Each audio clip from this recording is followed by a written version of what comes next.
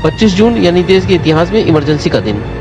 आपको बता दें कि आज से 45 साल पहले 1975 में देश में इमरजेंसी लगाई गई थी। तत्कालीन प्रधानमंत्री इंदिरा गांधी ने रात में रेडियो के जरिए इसका ऐलान किया था।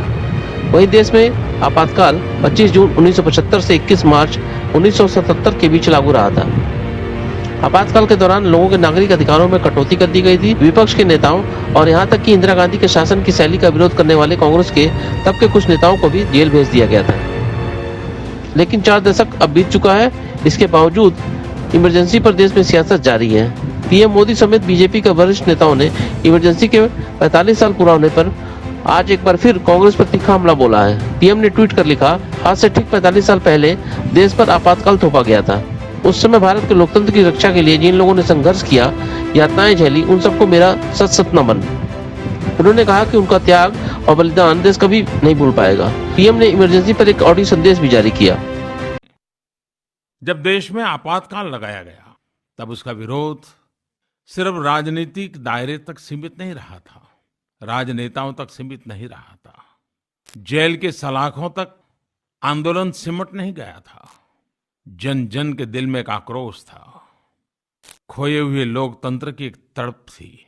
दिन रात जब समय पर खाना खाते हैं तब भूख क्या होती है इसका पता नहीं होता है, वैसे ही सामान्य जीवन में लोकतंत्र के अधिकारों की क्या मजा है वो तो तब पता चलता है जब कोई लोकतांत्रिक अधिकारों को छीन लेता है।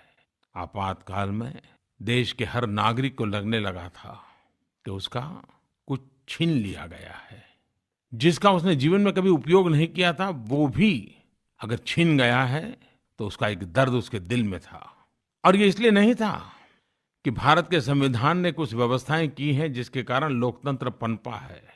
समाज व्यवस्था को चलाने के लिए संविधान की भी जरूरत होती है, कायदे कानून नियमों की भी आवश्यकता होती है, अधिकार और कर्तव्य की भी बात होती है। लेकिन भारत गर्व के साथ कह सकता है कि हमारे लिए कानून नियमों से परे लोकतंत्र हमारे संस्कार है, लोकतंत्र हमारी संस्कृति है, लोकतंत्र हमारी विरासत है।